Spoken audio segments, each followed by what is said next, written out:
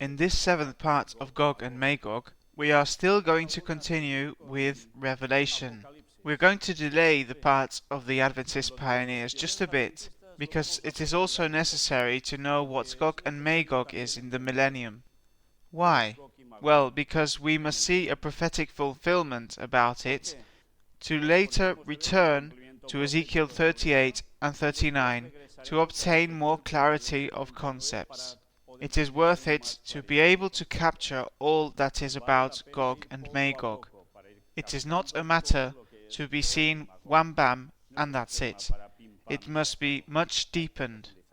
Let's see it.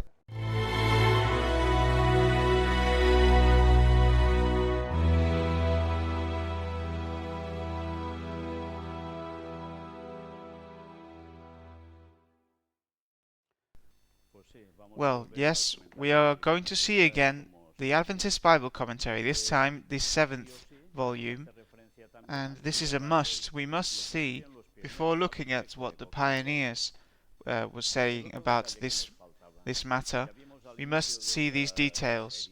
We already saw at the beginning of these conferences that in the book of Revelation it also speaks about Gog and Magog. We will see why is it in the chapter that it talks about the millennium. What is that millennium? And how does Gog and Magog fit in the part that involves a lot of symbology and at the same time great clarity that we cannot ignore or set aside or misunderstand?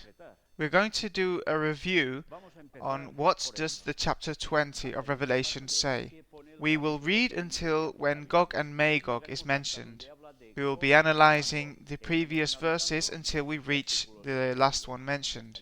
And then we will continue with the rest of the chapter so that we can see in what context Gog and Magog is mentioned. The summary is this one. It says in verse 2, Satan bound for 1,000 years. In 6, the first resurrection, they blessed that have part therein. 7, Satan let loose again. 8, Gog and Magog.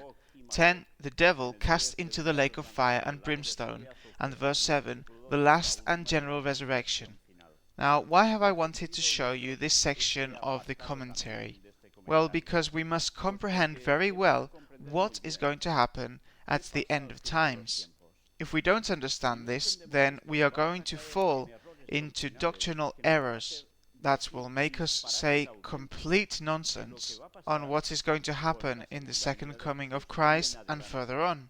That is why we must set the standard and lay a good foundation, which will help us to understand much more clearly the interpretation of Gog and Magog for a certain determinated time, which this precise moment is not in our times and not just before the coming of Christ, but is also in a future time, for us at this moment very far away in the future.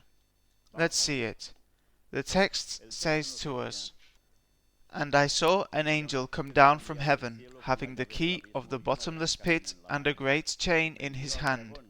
And he laid hold on the dragon, that old serpent which is the devil and Satan, and bound him 1,000 years. You can see here the symbology of the dragon. That is why we have talked about so much in our conferences of the dimensional doors, about so many dragons in certain cultures and religions, which ultimately, what are they doing? They are worshipping Satan, absolute pagan cultures. Well, this is their symbology. The serpent, the dragon, Satan. And it says that he is bound 1,000 years by this angel with the key of the bottomless pit, and cast him into the bottomless pit, and shut him up, and set a seal upon him, that he should deceive the nations no more, till the 1,000 years should be fulfilled, and after that he must be loosed a little season. And I saw thrones, and they sat upon them, and judgment was given unto them. And I saw the souls of them that were beheaded for the witness of Jesus, and for the word of God, and which had not worshipped the beast, neither his image, neither had received his mark upon their foreheads, or in their hands, and they lived and reigned with Christ 1,000 years. But the rest of the dead lived not again until the 1,000 years were finished. This is the first resurrection. Blessed and holy is he that hath part in the first resurrection. On such the second death hath no power, but they shall be priests of God and of Christ, and shall reign with him 1,000 years. And when the 1,000 years are expired, Satan shall be loosed out of his prison, and shall go out to deceive the nations which are in the four quarters of the earth, Gog and Magog, to gather them together to battle, the number of whom is as the sand of the sea. And they went up on the breadth of the earth, and compassed the camp of the saints about, and the beloved city, and fire came down from God out of heaven, and devoured them. And the devil that deceived them was cast into the lake of fire and brimstone, where the beast and the false prophet are, and shall be tormented day and night for ever and ever. And I saw a great white throne, and him that sat on it, from whose face the earth and the heaven fled away, and there was found no place for them. And I saw the dead, small and great, stand before God, and the books were opened. And another book was opened, which is the book of life. And the dead were judged out of these things which were written in the books, according to their works. And the sea gave up the dead which were in it, and death and hell delivered up the dead which were in them, and they were judged every man according to their works. And death and hell were cast into the lake of fire. This is the second death. And whoever was not found written in the book of life was cast into the lake of fire. And this is how the chapter 20 of Revelation finishes, only 2 chapters away to the ending of this book, Revelation, and the ending of the Bible. But what is said in this chapter is vital, because it is the future that awaits to the whole of humanity, in one way or in another, for better or for worse. But it also talks to us about the fatal ending that there is for Satan, and for evil definitely. And well, I must recommend you that if you don't have very clear all of this concept of the millennium, that you refer to see the biblical study that, thanks to God, I could present, titled The Millennium, the Ending and Beginning of Everything. Maybe the title surprises you, the ending and the beginning? Well, in this Bible study you can check for yourselves what is said in the Bible referring to this millennium. Today we are going to see part of it, of course, and it is not going to be the last day. We will still see some more of what is said here, because it is going to serve us in this case to focus on what is said about Gog and Magog. We must not forget this. Well, the description that is given here, practically verse by verse, is this one. When it says, I saw, in the verse 1, the events described in chapter 20 follow immediately upon those portrayed in chapter 19. Come down, literally, coming down. John saw the angel not already on the earth, but in the act of descending. Key. The fact that an angel carries the key shows that heaven has a complete control of events. The dragon will be unable to avoid being cast into the pit. This means that, yes, definitely it is going to happen. And bottomless pit, let's clear this out. In Greek, abusos, it says, see on chapter 9, verse 1. By the way, when I mention to see on a certain chapter, I mean to see the commentary on that chapter, okay? This is a symbolic vision. The bottomless pit is not some subterranean cavern or some yawning chasm elsewhere in the universe. John is describing the prophetic picture that unfolded before his wondering eyes. In vision he saw an actual pit, but the shutting up of the dragon in the pit was merely a symbolic way of showing that Satan's activities would be brought to a halt. This is made clear by the statements showing the purpose of his confinement, that he should deceive the nations no more. How Satan's activities will be brought to a halt is clear from the context and from other scriptures, which show that the earth will be utterly depopulated at the second coming of Christ. This is what must be left very clear. If this is not understood, that when Jesus comes the second time, that this is what happens, from that point is where certain doctrinal elements are formed that are completely out of place, that are going to take, and is already taking, a lot of people, but further on will take many, to their perdition. Yes, yes, to their perdition, for not having interpreted properly God's Word, for not having studied well enough the biblical texts. When Jesus comes for the second time, it is done. Everyone dies. Everyone? Everyone except those that you will see. According to chapter 19, verses 19 to 21, the wicked are all destroyed in connection with the coming. It says, see the comments there. At the same time, the righteous are caught up in the clouds to meet the Lord in the air, as mentioned in the 1st of Thessalonians chapter 4:17. This occurs in the second coming, not before, not in a secret rapture, or anything like it. It is precisely in the moment of the second coming of Jesus Christ. If we do not understand this, then be ready for the deceptions that Satan is preparing. Quite some things are going to be seen. But anyway, let's leave it aside. We have talked a lot about this in our conferences of dimensional doors. Paul's language shows that at his second coming, Christ does not establish his kingdom on earth. Else why would he remove the saints from the earth? Its establishment takes place after the close of the millennium, when the New Jerusalem comes down, as seen in Revelation 21, 1-3. That Jesus removes the saints from the earth at his coming is further implied in John 14, 1-3. In comforting his disciples in their sorrow concerning his departure, Jesus informed them that he was going to his Father's house, where he would prepare dwellings for them. Then he would return and take them to be with him. Compare John 13:36 and 17:24. The dwellings are doubtless in the New Jerusalem, which is not transferred to this earth until the close of the millennium. See on Revelation 21, 1-3. The group that is caught up to meet the Lord in the air includes both the righteous dead, who are raised at the time of the Advent, and the righteous living, who are changed, and this is explained in 1 Corinthians chapter 15, 51, and the 1st of Thessalonians chapter 4, 16 and 17. The company of resurrected saints thus includes all the righteous who have ever lived upon the earth. This is from Adam, okay? From Adam and so on. There are but two main resurrections. Yes, there is another one, a special one, but we are not going to talk about that today. The resurrection of life and the resurrection of damnation. And it proves John 5:29 and Acts 24:15 to prove this.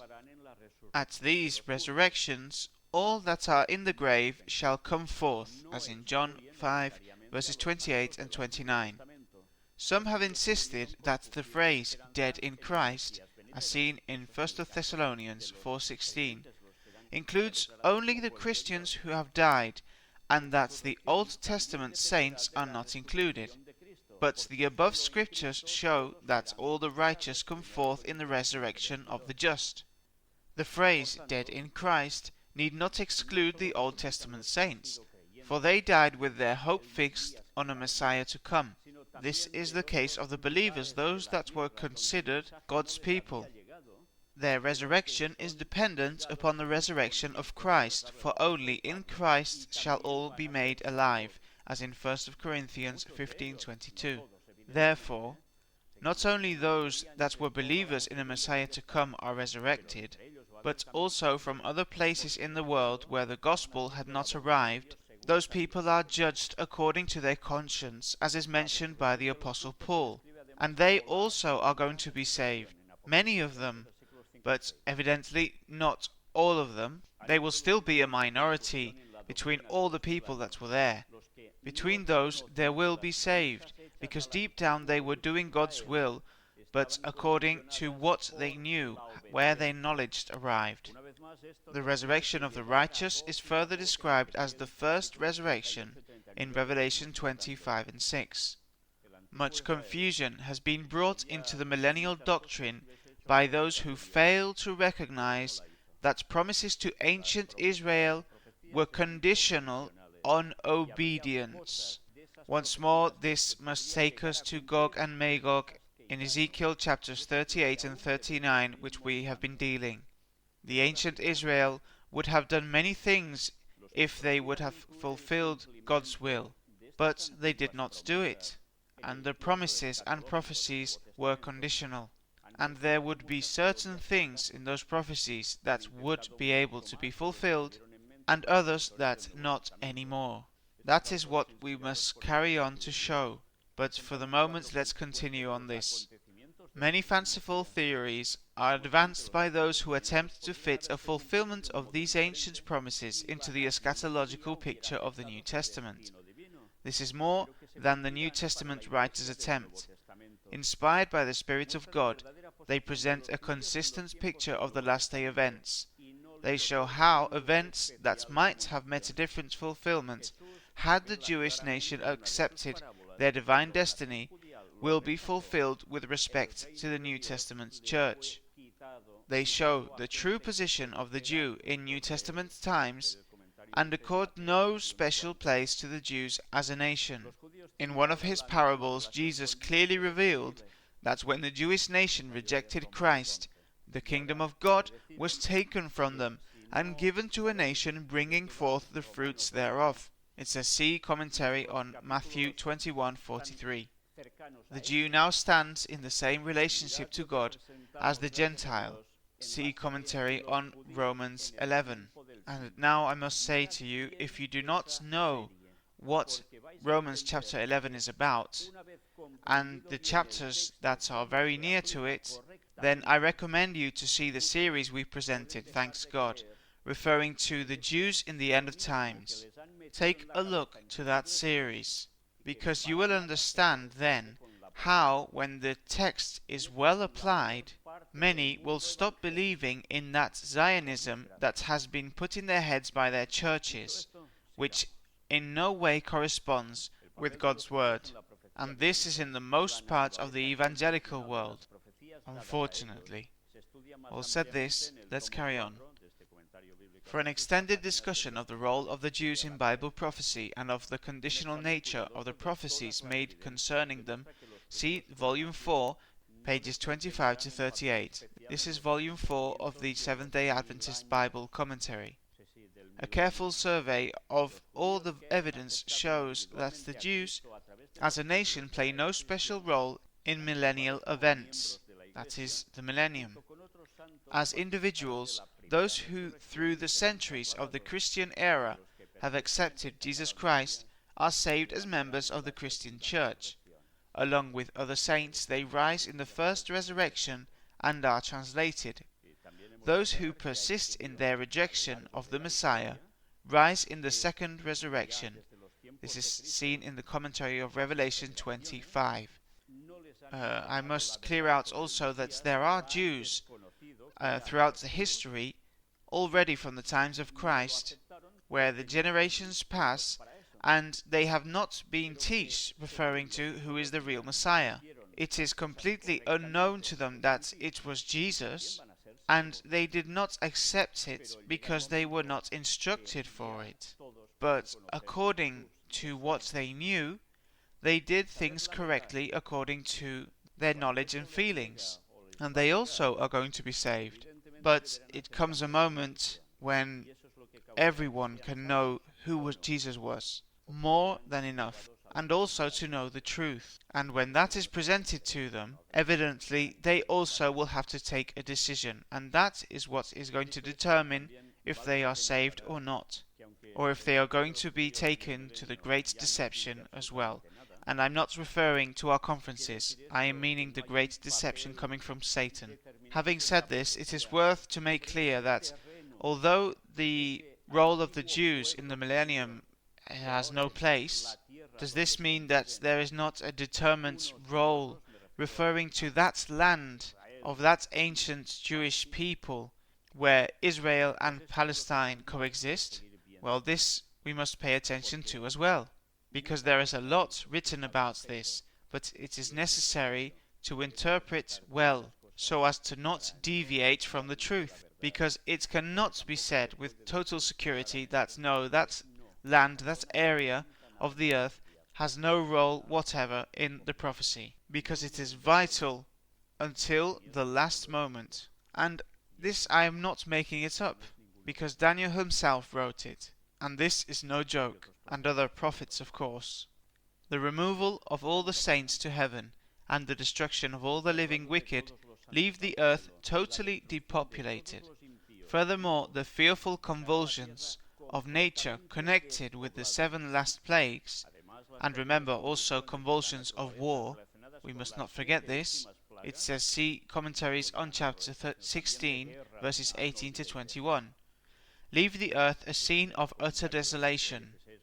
Dead bodies lie strewn over its surface. See commentary on chapter 19, verses 17 to 21. It is not unreasonable to see in the abusos, a word that we mentioned earlier, a symbol of the desolated earth, to which Satan will be confined during the millennium. Why confined? Because everything will be desolated. But if he is imprisoned, he cannot go to other places, deceiving those in other planets that could be in this universe. He is limited to be here, that is why he is chained, he is imprisoned. In the Septuagint of Genesis chapter 1 verse 2, abusos translates the Hebrew tehom, which means deep, the word that describes the surface of the earth as it appeared on the first day of creation, without form and void. Oh, interesting, hey? So it's not talking to us about an abyss or a huge hole in the earth. Some people even think that he goes to hell in that moment. No, this is complete nonsense. What is left is this parallelism with the moment of creation when the earth is without form and void. The days of creation. So therefore, how will the earth be? After such chaos, will like this. And there is where Satan is going to stay. Satan and his fallen angels, of course. Chain. A symbol of restraint. No literal binding with a literal chain is here prefigured. In his hand, or upon his hand, perhaps indicating that the chain was hanging from the angel's hand. Verse 2 says, laid hold, in Greek, krateo, to seize, to hold fast. So he is holded, he is seized, which obviously means that he cannot move. Dragon, Satan, this refers back to chapter 12 verse 9, where the same list of names appears. See comments there. Bound. The binding of the dragon is symbolic of the restrictions placed upon Satan's activities. The wicked will have been slain at the second coming of Christ. The righteous will have been transported to heaven. Satan and his evil angels will be confined to the desolated earth, so there will be not even one member of the human race left alive on earth upon whom Satan can exercise his deceptive powers. It is in this that his binding will consist. See commentary on verse 1. It leaves it quite clear, I think. And now the 1,000 years. Some commentators take this to be prophetic time, that is, 360,000 literal years. As you know, the biblical year was of 360 years.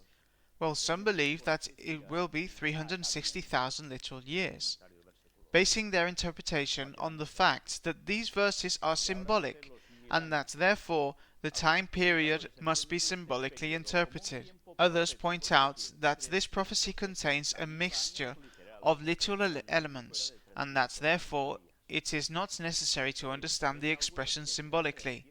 This commentary takes the position that the 1,000 years are literal. And this is interesting because sometimes wrong conclusions are reached interpreting prophecy, because it is said that if there is a symbolic language in part of it, then all of it is symbolical.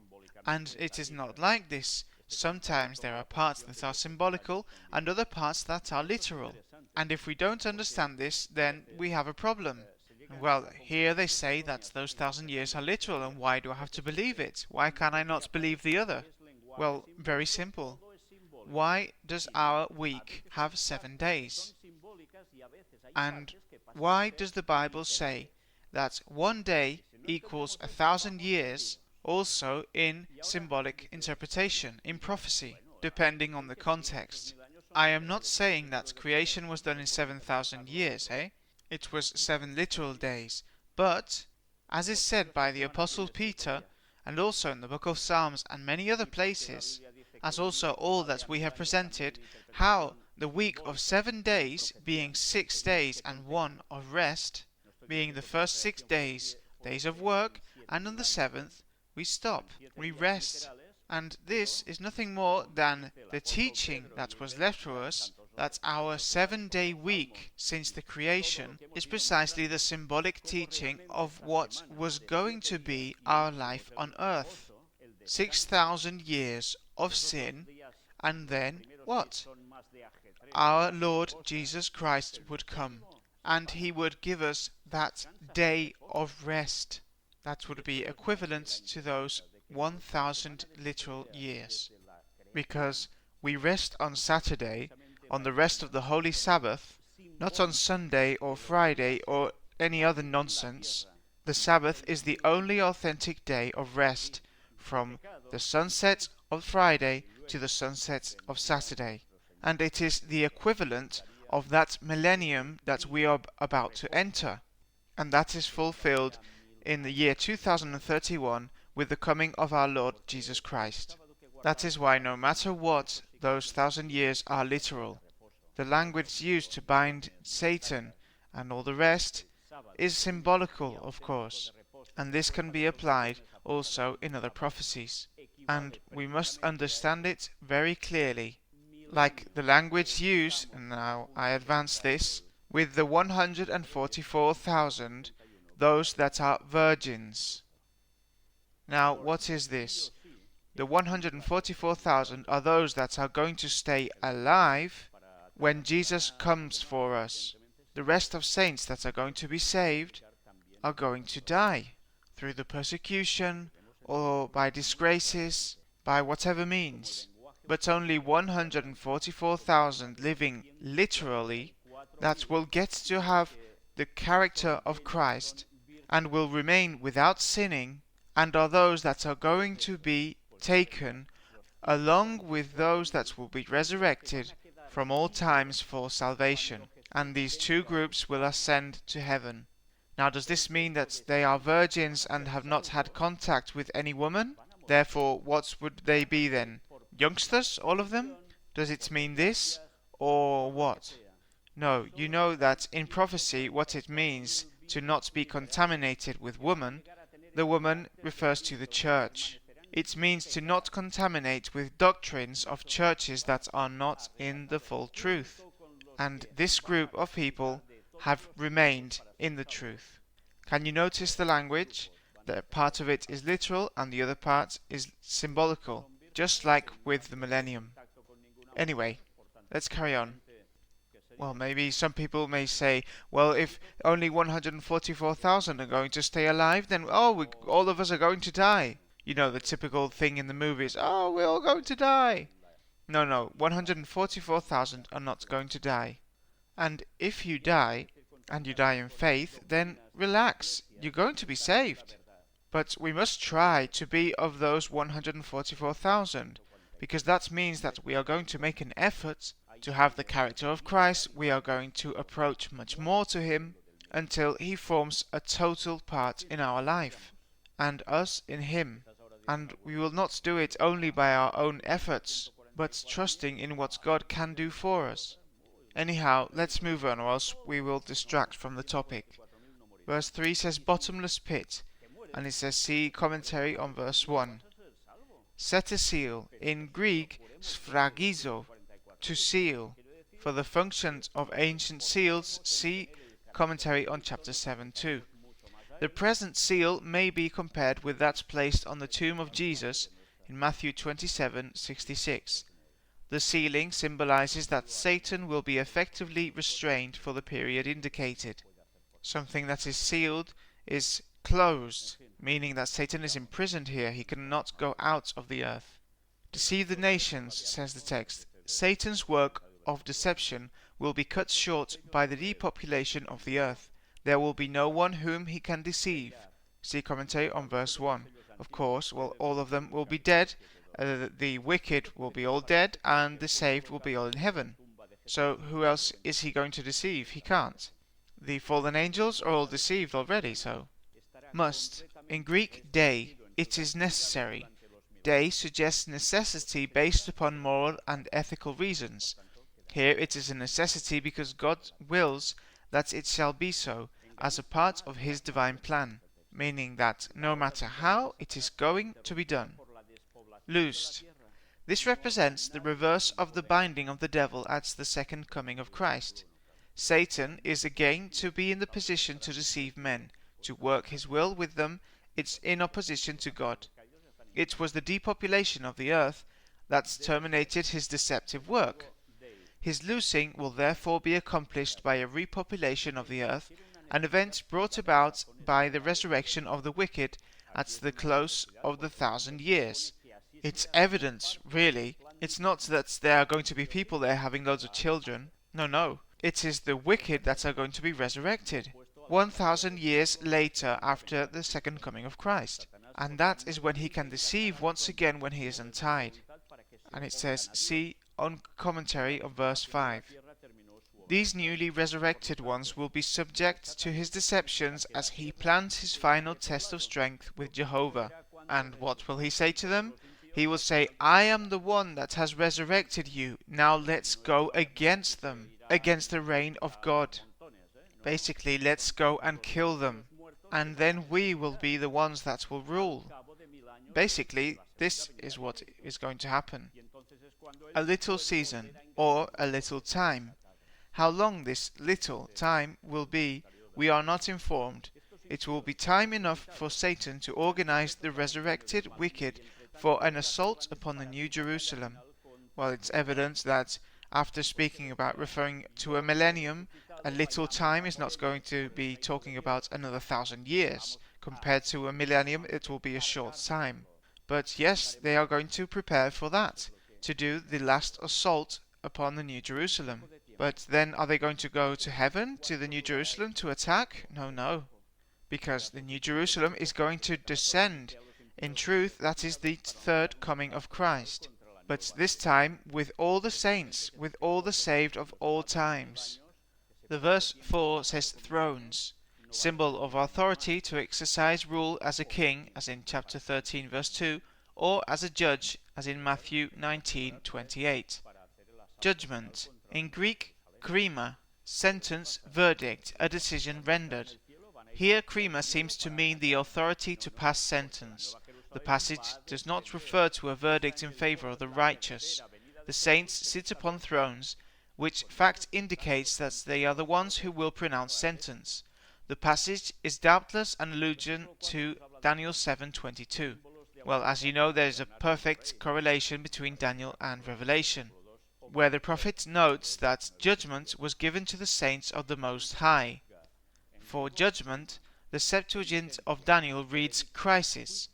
Curious, the word. The act of judging, whereas Theodosian's Greek versions read krima. The work of judgment referred to by the Revelator is doubtless that spoken of by Paul. Do ye not know that the saints shall judge the world? Do ye not that we shall judge angels? This is 1 Corinthians chapter 6 verses 2 and 3.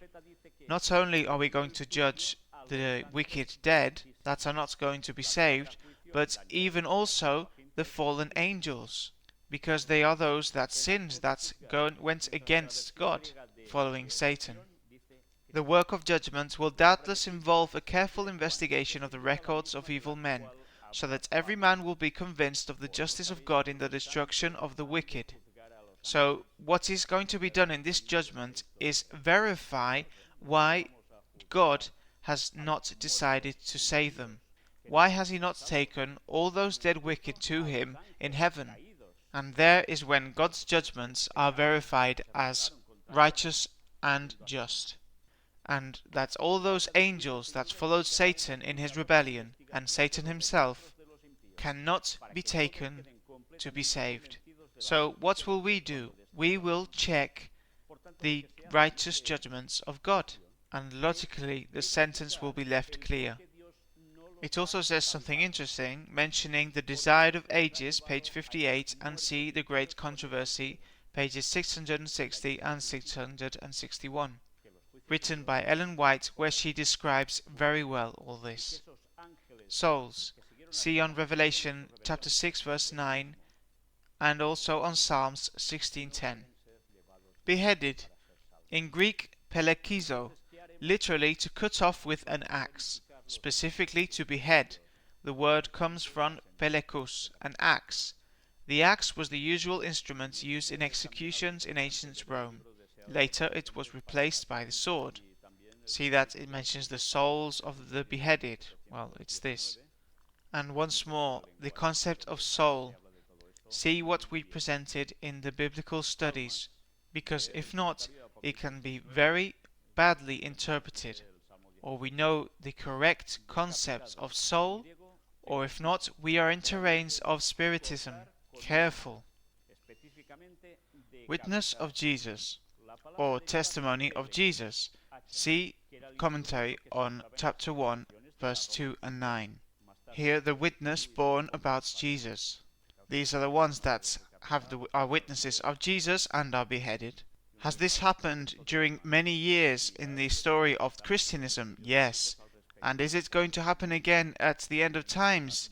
Well, it looks like once again, in a guillotine way, yes, it will. Word of God. It says, see commentary on chapter 1, verses 2 and 9. Which had not worshipped. In other words, they heeded the warning of the third angel, as in chapter 14.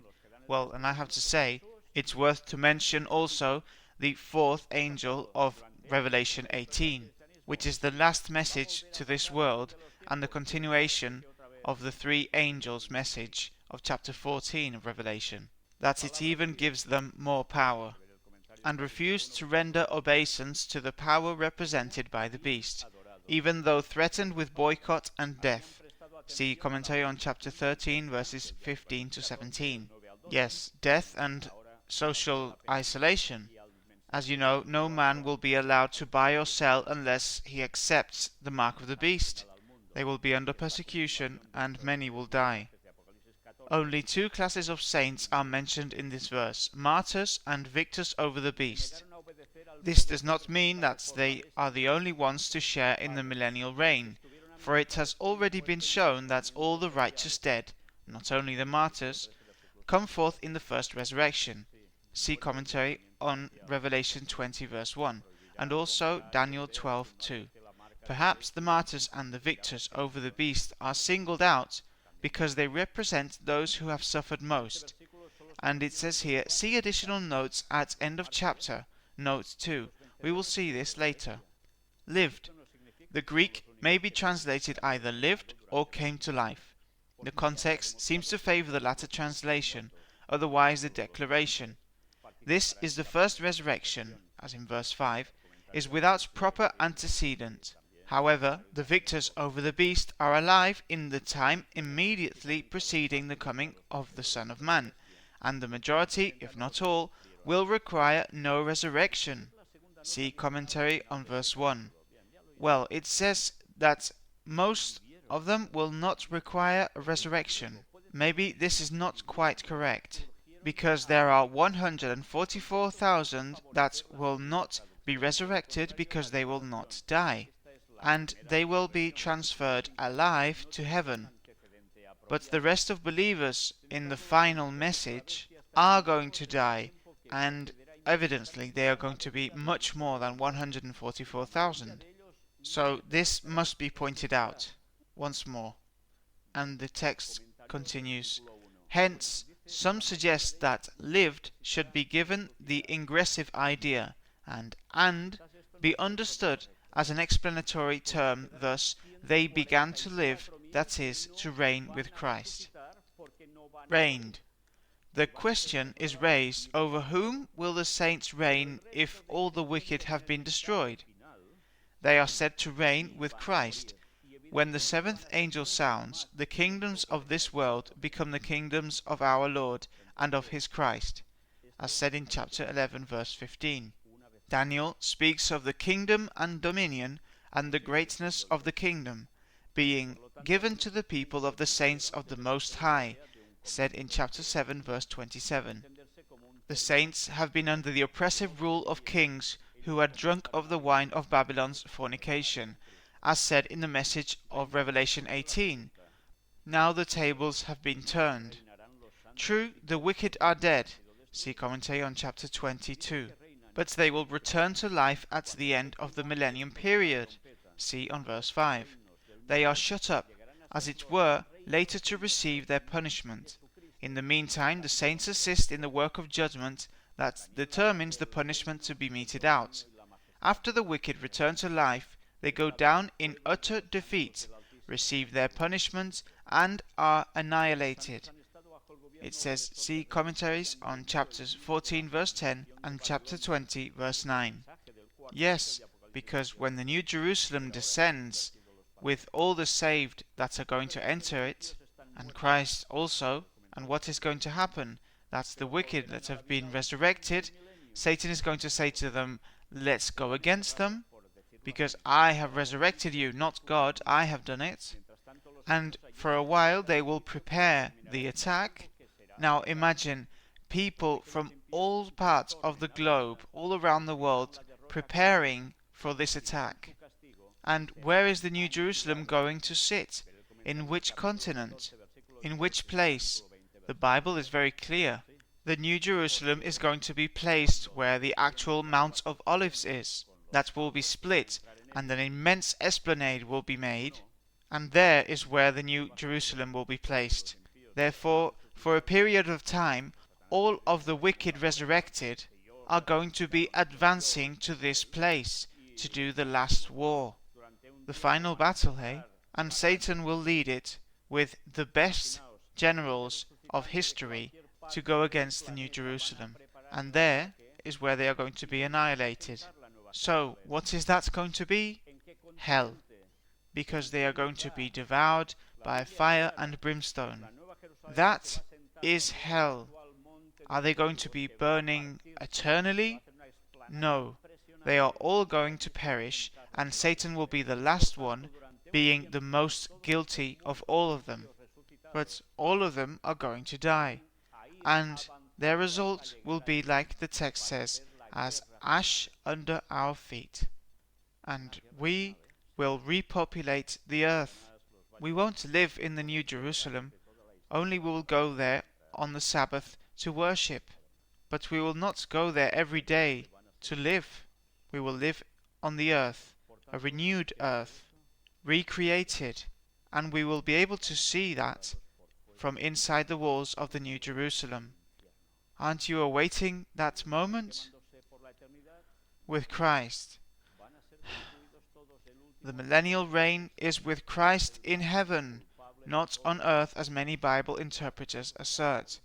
It's a see commentary on verse 2 and additional notes at end of chapter. Yes, there will not be 1,000 years of peace on the earth, as is taught by so many people that call themselves Christians. That is a satanic deception, and you will understand how this is a satanic deception, because many people, when they will see the third temple of Jerusalem built there, and will want to go there to worship as the true house of God, all together in ecumenism, in satanic ecumenism, with Satan himself beside the Pope or the Pope beside Satan, that is not going to last for 1,000 years. They will go for a deadly persecution against God's people, but they are not going to last 1,000 years. They are going to be destroyed by the second coming of Jesus, and by all of those things that are going to happen in those moments of great war. Anyhow, let's carry on. It says, 1,000 years. See commentary on verse 2. Verse 5 says, rest of the dead. This obviously refers to the wicked dead. those who from the beginning of time have gone into Christless graves, and those who have perished at the second coming of Christ, the wicked that have been annihilated because they didn't want to accept. This is clear from the fact that all the righteous dead arose in the first resurrection. Therefore the rest of the dead must refer to the wicked dead, as see commentary on verse 2. Textual evidence may be cited for the omission of the sentence, but the rest of the dead lived not again until the 1,000 years were finished, though it is generally held that the preponderance of evidence is in favour of retaining it. The doctrine of the second resurrection is not, however, dependent upon this statement. It is clearly implied in the chapter. If the nations are to join Satan in his assault upon the holy city, in verse 9, they must be brought back to life. It's obvious. The term second resurrection is derived from the observation that there are only two main resurrections, seen in John chapter 5, 28 and 29, and also in Acts chapter 24, verse 15, and that the resurrection of the righteous is called the first resurrection. See commentary on Revelation 22 and 4. The passage, "But the rest of the dead lived not again until the 1,000 years were finished," is parenthetical. The sentence that follows, "This is the first resurrection," is connected directly with the resurrection referred to in verse 4. For a discussion of the textual aspects of the problem of verse 5, see additional notes at end of chapter. We'll see it. First resurrection, that is the one mentioned in verse 4. See comment there. Verse 6 says, blessed. In Greek, makarios. You may have heard this as a name before. Well, now you know that it means blessed. It says, see commentary on Matthew 5, verse 3. When it says holy, it is in Greek hagios. See commentary on Romans 1, verse 7. Second death. This is the death that comes to the wicked after their resurrection at the close of the 1,000 years. It says, see on verse 14, chapter 21, verse 8. The first death is the death that comes to all, as in 1 Corinthians 15:22 and Hebrews 9:27. All, both the righteous and the wicked, are raised from this death. See in John chapter 5, verses 28 and 29. The righteous come forth from their graves immortal in 1 Corinthians chapter 15, 52 to 55. The wicked are raised to receive their punishment and to die an eternal death, not to eternal suffering. Revelation chapter 29 and 21, 8. God destroys them, both body and soul, in hell. See commentary on Matthew 10:28. This means annihilation. Yes, hell is going to be on the surface of the earth, not in the nucleus or in a hole in the earth, being boiled in cauldrons or anything similar. The second death is the exact opposite of an endless life under torture, which some teach will be the fate of the wicked. See commentary on Matthew 25, verse 41. Yes, such a false teaching of Catholicism that also so many evangelicals have also swallowed, for eternity being burnt and tortured.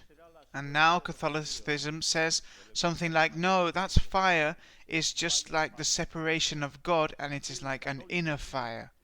But many evangelicals have stayed with the old concept of Catholicism that you are burning in hell on and on, day and night, for eternity, for having lived 15, 40, 80, 90 years on earth, not being saved. No matter how much bad they have done, they are going to be paying for it for eternity.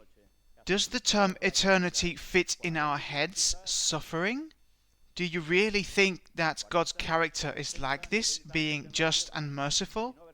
What you are doing is transferring Satan's character to God's, and this is what Satan has accomplished, installing this false belief. Do we still not realize these things? Power. In Greek, exousia. Authority. The second death will not touch the redeemed. These are going to be saved forever. Priests, see commentary on Revelation 1 verse 6 and Isaiah 61 verse 6, because it says that they will be priests of God, the redeemed. Of God, that is, in company with God, in the same way of Christ, means in company with Christ, or the expressions of God and of Christ may signify respective serving God and serving Christ. Reign.